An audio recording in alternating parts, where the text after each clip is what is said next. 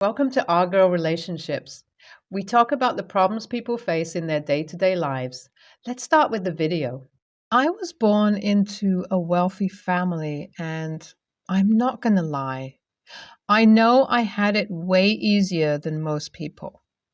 Some of the things that I consider challenges, some people may not be able to relate to because they have different lives for many reasons. My parents started a business earlier on when they were just friends and built it to a stage where generations after me would never have to worry about money. When I was 12, we lost my dad and elder brother to a car accident. It was so devastating. It was the worst thing to have ever happened in my family. This left only my mom, my twin sister, and myself.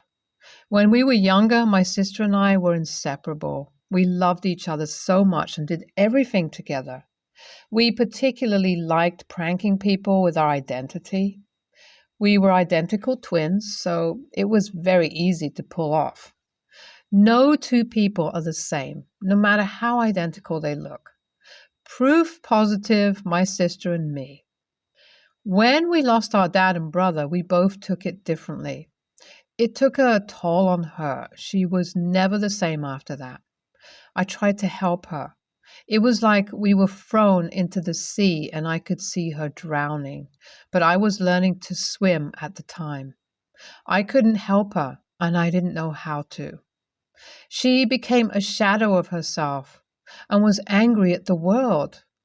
Seeing her suffer like that made me want to be so much better, so at least I could help her. But she shut me out too. My mom had to mourn 3 of our family members instead of 2 because we couldn't recognize my sister anymore. She wasn't easy to be around and started to keep lousy company, which made it worse for her. Her new friends only liked her for her money, and I think she knew that, but she would much rather have superficial relationships. I could tell she had built a giant wall to prevent herself from getting hurt again. When we turned 16, my mom tried to force her to go to therapy, but she refused.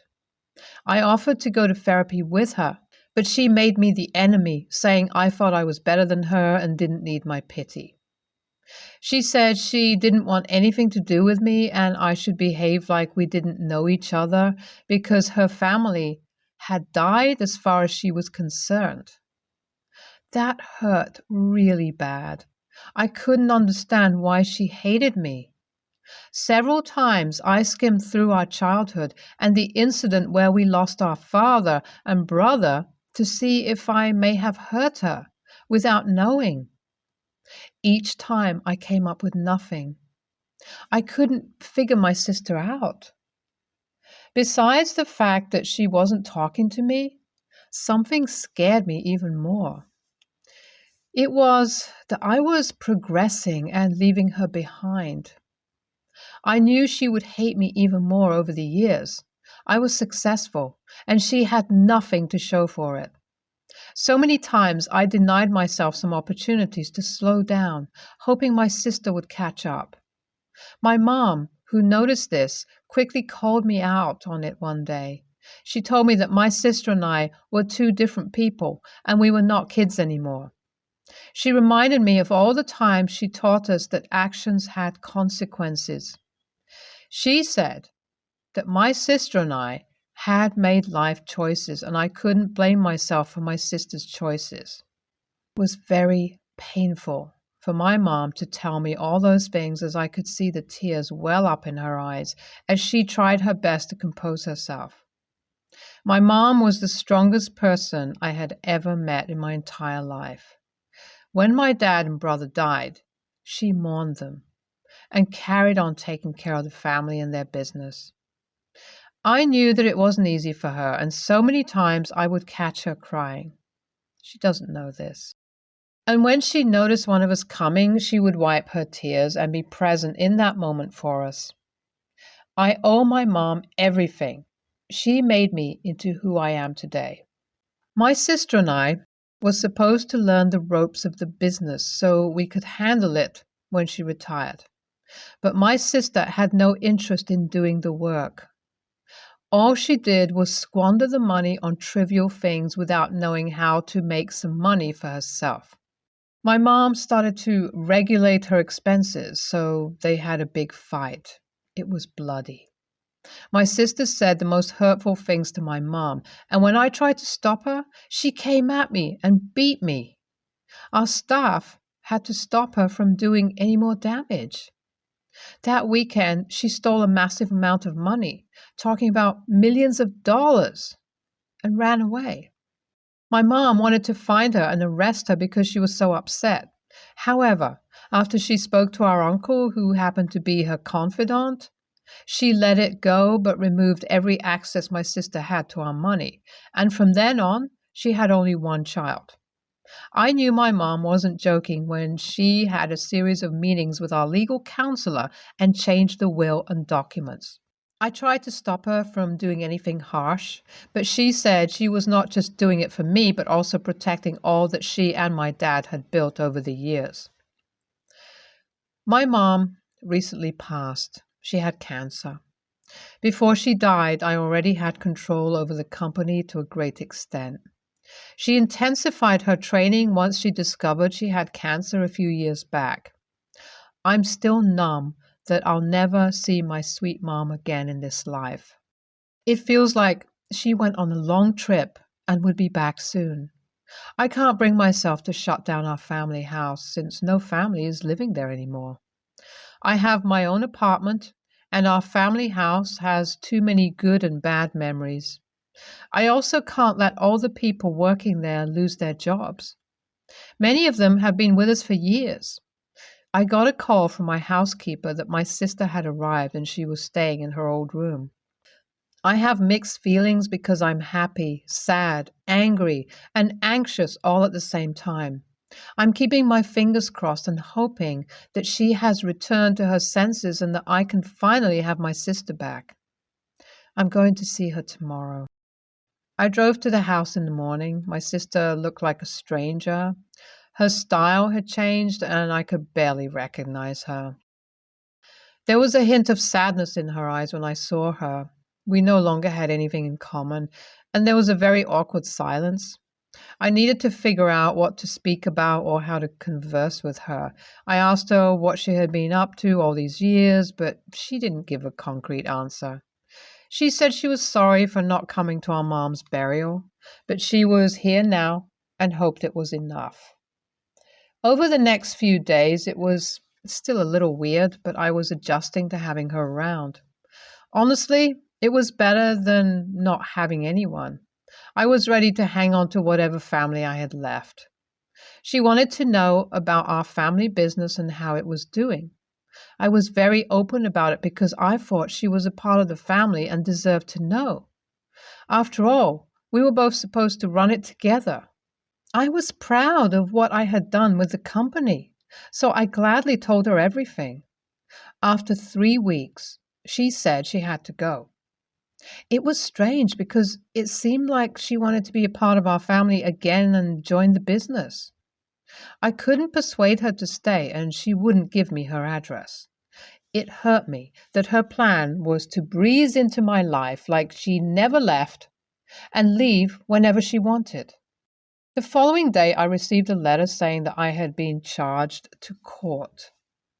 It was something about hoarding inheritance that was rightfully my sister's. That hit me hard. Not because of the letter in itself, but because I felt betrayed. I had so much hope that my sister was back. I didn't know that she only came to spy on my liberty. I immediately called my lawyer and he asked me to get my supporting documents. Of course, my birth certificate was gone, along with some important documents from my parents' study. This was the stupidest thing that everyone had ever done. How exactly did she think she was going to win this?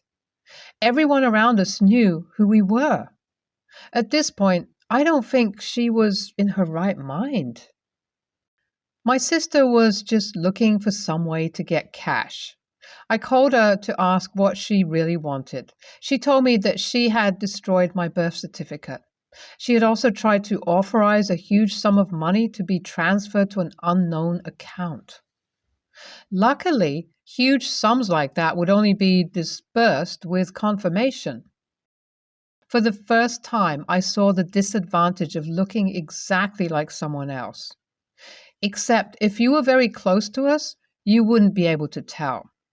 Her little stunt didn't go far, as there were various ways to prove that I was who I was.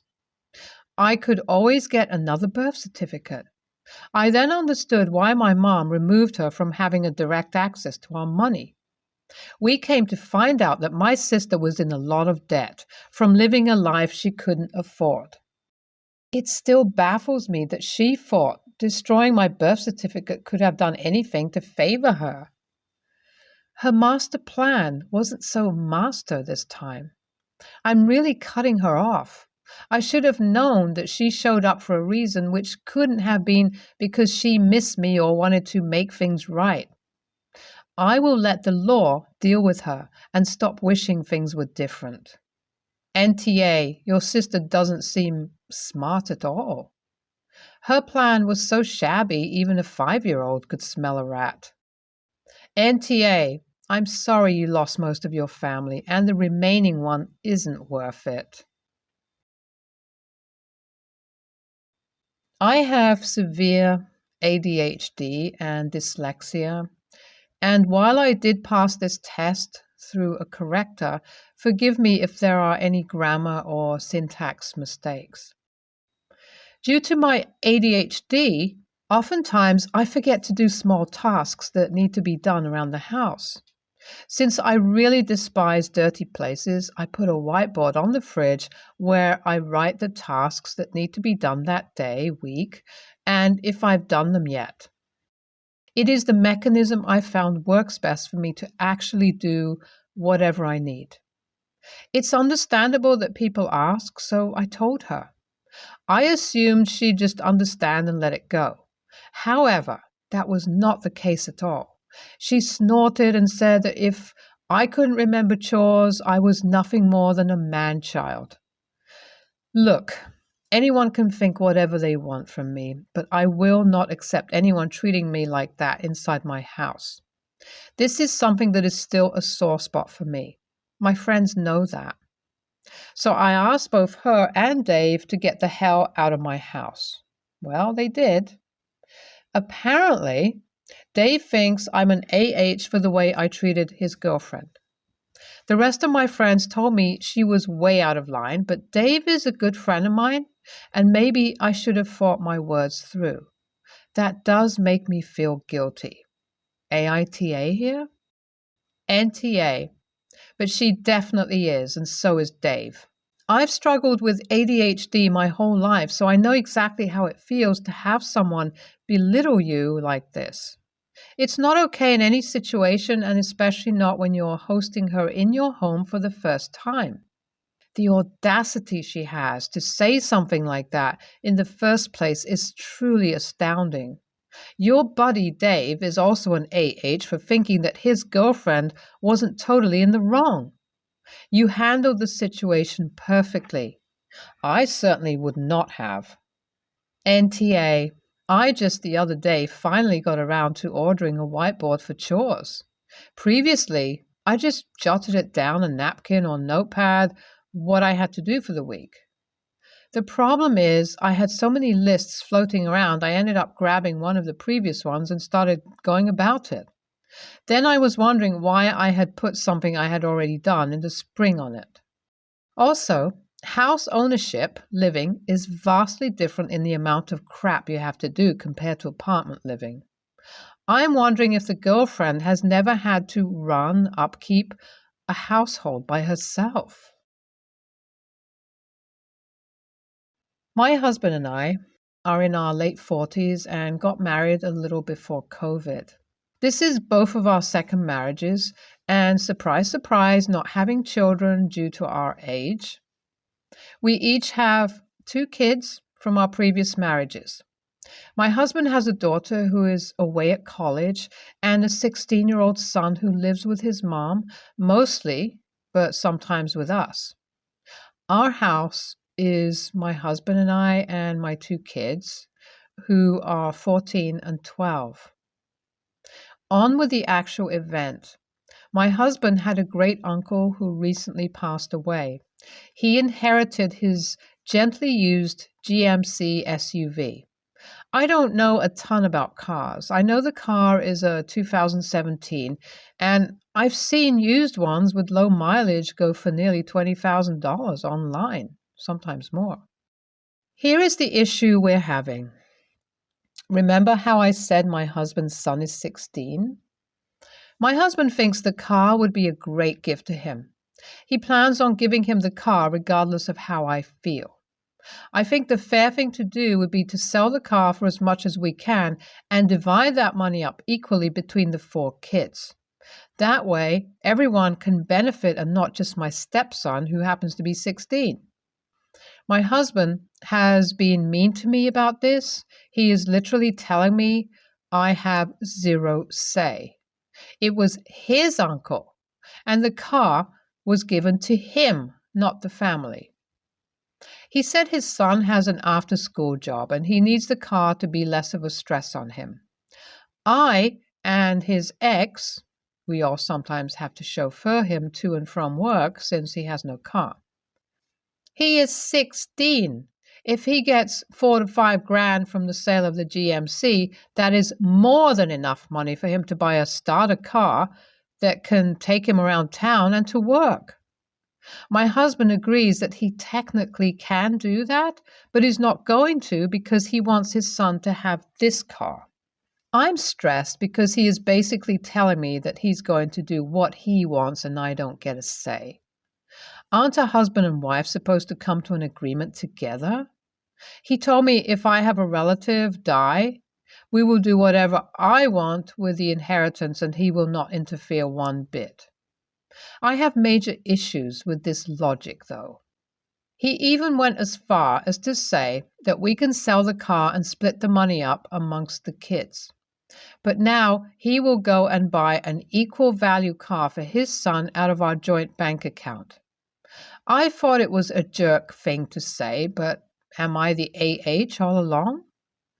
I'm the a-hole, I get it. I'll stop bugging him about it. YTA. Your husband is right. It was his uncle, and his uncle left him the car. The car was not left to your husband and you. He can do with the car as he pleases, even if you don't agree with it. I'm going to come at this from another angle as well. I'm part of a blended family. My stepsister's grandmother passed away and left my stepsister something in the will. Her grandmother was close to my little one and me, but I never expected to be included in the will or have my daughter mentioned in the will. I could not even imagine expecting my stepsister give something she inherited because of fairness. I'd never expect it from my husband either. The SUV was left to him, so it is his to do with as he wants. My husband's sister got a dog in 2021, a Jack Russell Terrier. Because of her horrible time management and lack of planning her day-to-day life, she only took care of the dog for the first couple of months of having her, but after that, she'd either dump the dog to her parents or my husband and I. My husband and I have a dog of our own, and she's very friendly with sister-in-law's dog. We adore dogs, so we didn't exactly mind about having an extra dog at our house, but we were just bothered with sister-in-law's entitled attitude of refusing to take responsibility for a choice she made. We had talked to her about that multiple times, and she always made excuses that she's struggling right now financially, and once she gets a proper job with proper work hours, she'll get the dog back. She got that job and got the dog back, but only for 2 to 3 months, and then kept dumping her dog to either us or her parents again, and only took her to her place once or twice a week. Let's go to now. In July, sister-in-law announced she'll be moving to Australia for good, And that took us by surprise because she hadn't made any mention of moving to another country before. After we talked about that, we asked, what about the dog? She said that she's really sad she can't take the dog with her, but Australia is really strict on animal laws and moving animals there, so she'll have to take a lot of action that she can't afford at the moment, so the dog would stay in Italy with us. She said she wishes she could take the dog with her, but she agreed to change the dog's info on the microchip and have us adopt her dog. I can't say I was surprised.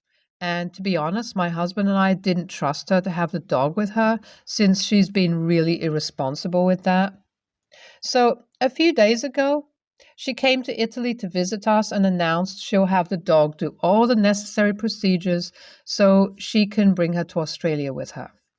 My husband and I reminded her that the dog is now adopted by us, and after all, we don't trust her to be responsible with her. She thought we were joking, but we insisted we are not giving the dog back. She was mad at us, and my in-laws, aka husband's parents, believe we are TA for insisting to keep the dog from her instead of giving her back to sister-in-law because, in their words, she got the dog originally. You wouldn't have the dog if it wasn't for her, and the dog is hers whether you agree with her choices on how to take responsibility or not. We are still planning to refuse to give her the dog. AITA? NTA. She officially gave up her dog's ownership when changing the chip info. Also, morally, the poor dog was mistreated by her. So again, you're only doing what's best for the dog. I'd be careful, though, that she doesn't try to actually steal the dog back.